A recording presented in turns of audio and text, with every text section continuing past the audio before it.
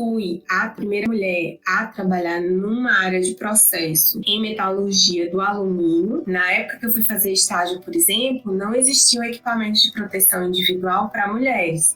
Então eu calçava tipo uma bota 38, mas com 3 meias. A calça eu tinha que fazer bainha, porque não tinha calça do meu tamanho. Camisa era gigante, porque eram sempre camisas bem maiores, que eram para o modelo masculino. Banheiro, por exemplo. Então, às vezes eu tinha que andar 2, 3 quilômetros para ir até um banheiro, porque não tinha banheiros femininos.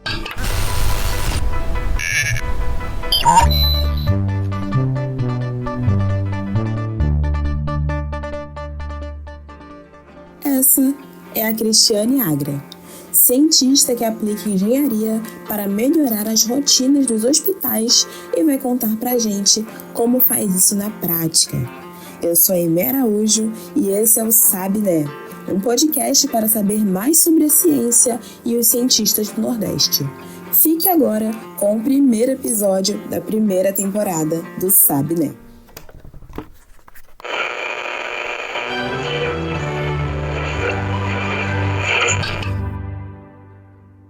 Para se conhecer um cientista, é preciso saber a história dele, que nesse caso é dela, Cristiane. E foi a partir dessa premissa que Cristiane nos conta seus primeiros passos na academia. Ótimo, é um prazer, eu que agradeço o convite, né, especialmente quando é para falar sobre algo que a gente realmente trabalha com paixão, que é a área de ensino, pesquisa e extensão. Na verdade, eu sou de Campina Grande, na Paraíba. Eu fiz engenharia de materiais na UFCG lá. Quando eu finalizei, né, com o ensino médio, eu já queria algum curso na área de exatas, né? Eu tinha essa afinidade com a área de números, com a área de raciocínio lógico.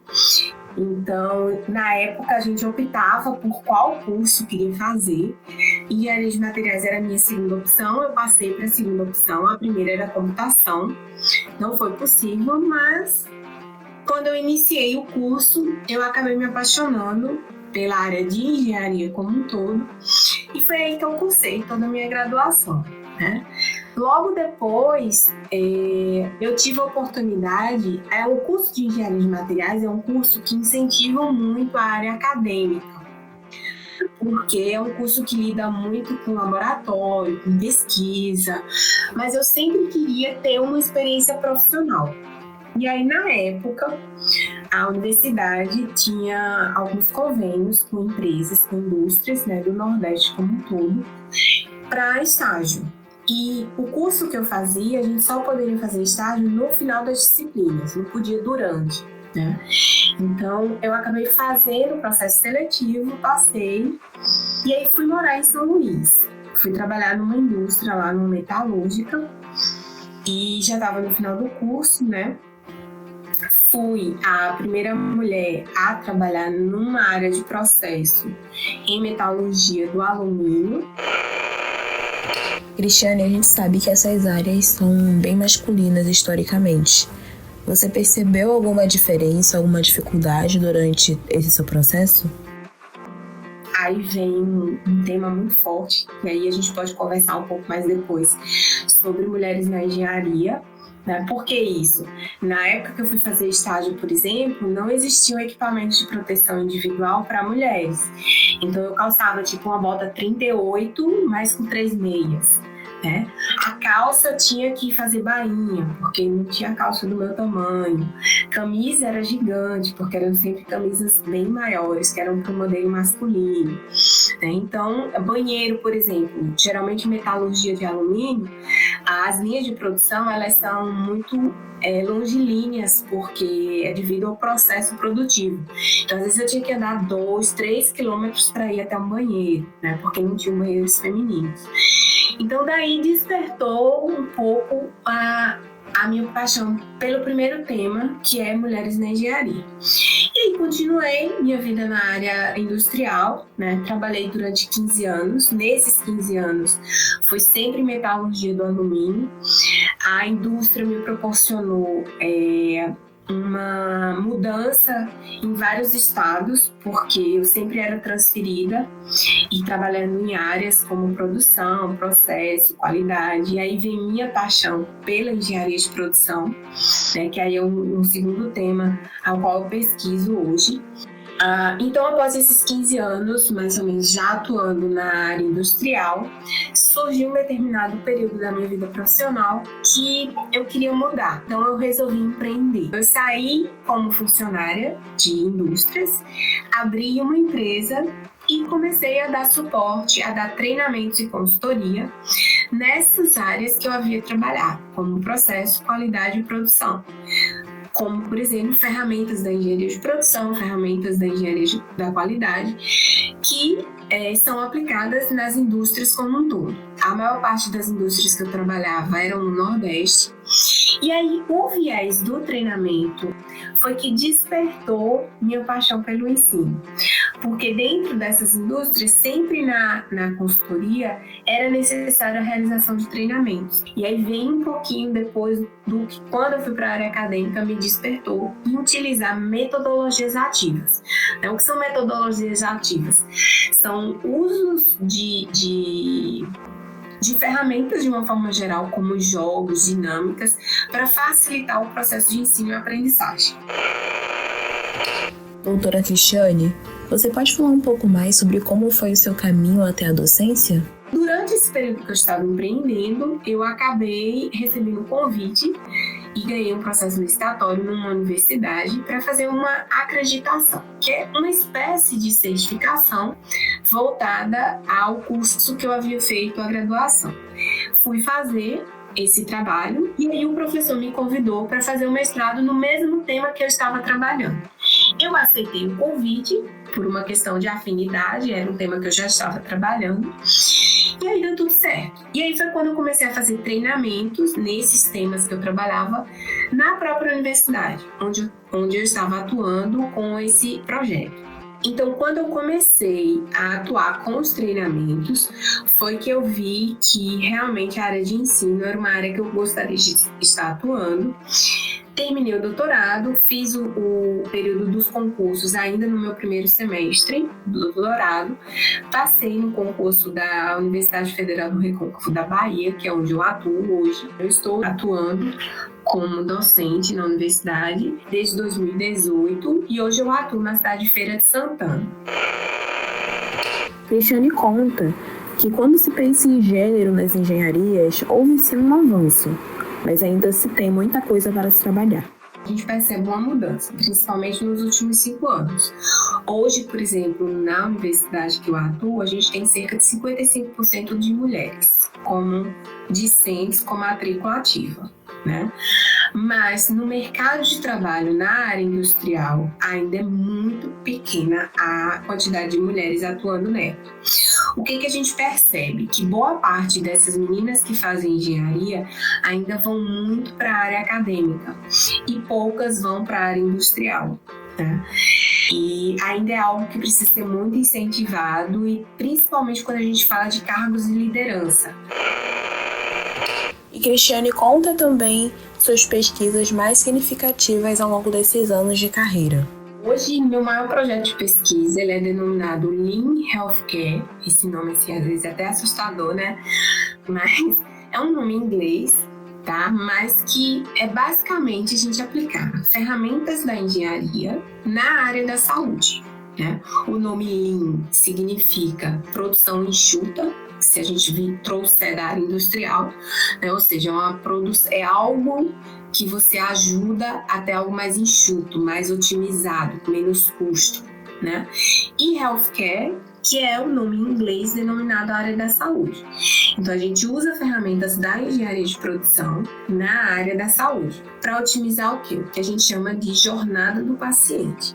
Otimizar o tempo que o paciente, muitas vezes, fica internado. Algumas pesquisas já trazem que quanto mais tempo o paciente fica exposto àquele ambiente, seja hospitalar, numa emergência, numa maternidade, ele tende a ter uma exposição maior a enfermidades, a contaminações, e isso não é bom. Então a gente usa essas ferramentas da engenharia de produção para ajudar a ele a ter um cuidado mais agilizado, com qualidade, com agilidade e ter uma alta mais rápida. O projeto, em resumo, tem esse objetivo. Cristiane conta também quais estratégias implementou para acessibilizar o uso das engenharias no dia a dia dos profissionais. A gente começou a desenvolver jogos como jogos lúdicos, que muitas vezes as crianças usam no dia a dia, como Ludo, War, sobre temas específicos. Então, por exemplo, eu queria trabalhar explicando o que era Lean, que ferramentas da engenharia a gente iria trazer, né?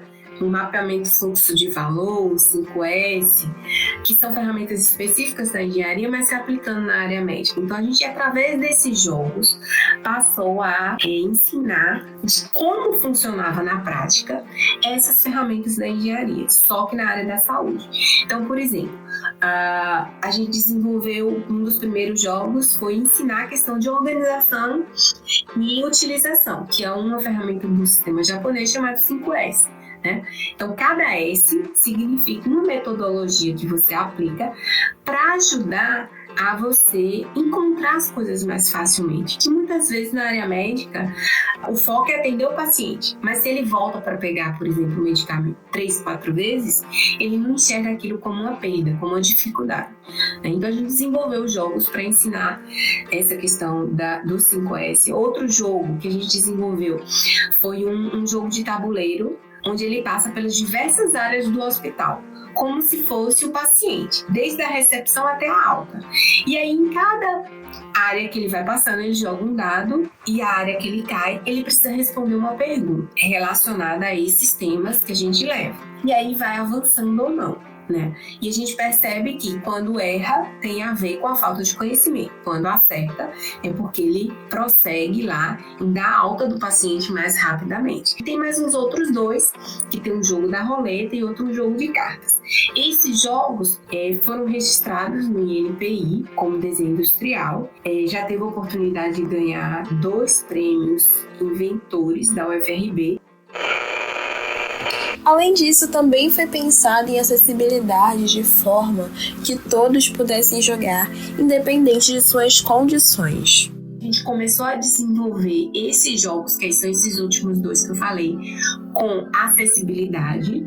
O jogo da roleta, ele pode ser jogado por pessoas surdas e pessoas cegas, como a gente inseriu audiodescrição e braille, para facilitar o quê? A interação de pessoas que muitas vezes estão naquela unidade de saúde, que são, por exemplo, de áreas administrativas, para que eles possam entender também. E a gente está começando a desenvolver, como os jogos são todos físicos em papel, a gente está começando a colocar eles com a tecnologia embarcada. Como alguns jogos vão virar aplicativos, a gente já está com um piloto que vai começar a rodar semana que vem, e outros 2, como a questão do tabuleiro e o outro do 5S, a gente está fazendo um desenvolvimento no metaverso.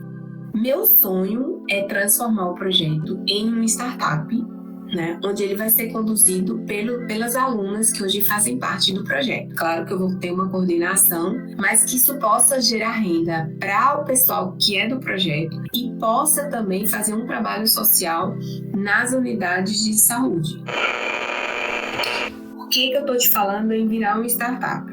Né? A gente já tem vários do que a gente chama de produtos tecnológicos. Que produtos tecnológicos são esses? São registros de desenho industrial, registros de software, que são esses jogos que a gente está desenvolvendo, né?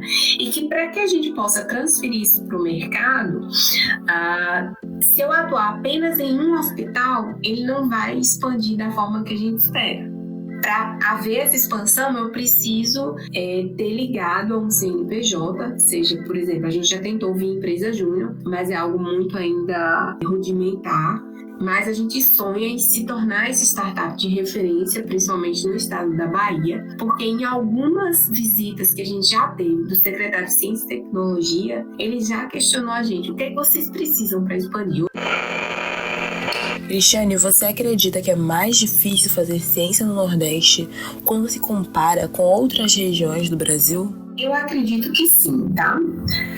Claro que a gente tem algumas universidades no Nordeste que são bastante consolidadas, como a que eu fiz a graduação, né? A própria UFCG, a UFBA, a UFPE. A gente percebe que são universidades que já têm um know-how grande, mas após o REUNI, que a gente teve o processo de interiorização das universidades, como o caso de Feira de Santana, a gente percebe que houve a expansão das universidades para os interiores, mas não houve o mesmo aporte, o mesmo apoio financeiro na mesma proporção quando a gente fala de apoio financeiro. Os acordos financeiros que geralmente fazem, por exemplo, pesquisas que estão entre uma universidade maior e uma menor. Mas por quê? Porque tem aquele apoio da universidade maior. As universidades ainda dos interiores, principalmente do Nordeste, ainda precisam ter essa credibilidade para que a gente possa ter uma expansão mais consolidada. Até porque as universidades maiores estão nas capitais, né? As que estão no interior, a gente não tem esse aporte financeiro no mesmo nível de percentual, né? Então dificulta muito, realmente.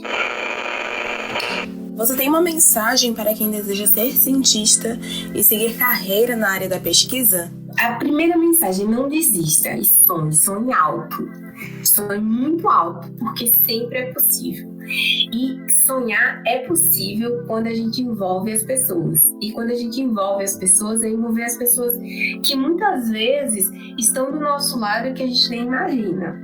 Hoje, quem é que apoia mais o projeto? É a comunidade e meus alunos, né?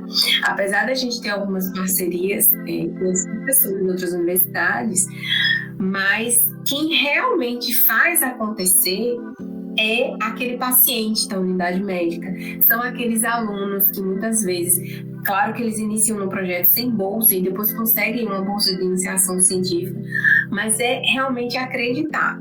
E tem uma coisa que eu nunca esqueci, que eu trago desde a minha vivência industrial, que é a gente ser exemplo. Quando eu falo ser exemplo, é a gente fazer realmente por paixão. Se eu acredito que aquilo vai dar certo, eu preciso ser exemplo para aquelas pessoas que trabalham comigo. Então, independente do curso que você faz, pesquisar é possível. E pesquisar com o que a gente chama de pesquisa aplicada é ainda mais transformador. O que é a pesquisa aplicada? É você estudar, ver algo que possa ser transformado e transformar esse ambiente que você vive, né? Ou seja, é você aplicar aquilo que você estudou, é você dar um retorno para a sociedade. Tanto que esse projeto que a gente atua, ele é eminentemente SUS. A gente só atua em unidades médicas que são ligadas ao Sistema Único de Saúde. Por quê? Porque a gente quer dar um retorno para aquele pessoal que utiliza o SUS, né? Que está dependendo de muitas vezes uma vaga, de uma regulação, que a gente chama. Regulação é a vaga naquela unidade médica. O quanto que aquilo é importante. Por quê? Porque a gente também é usuário. Não é todo mundo que pode, por exemplo, ter um plano de saúde, né?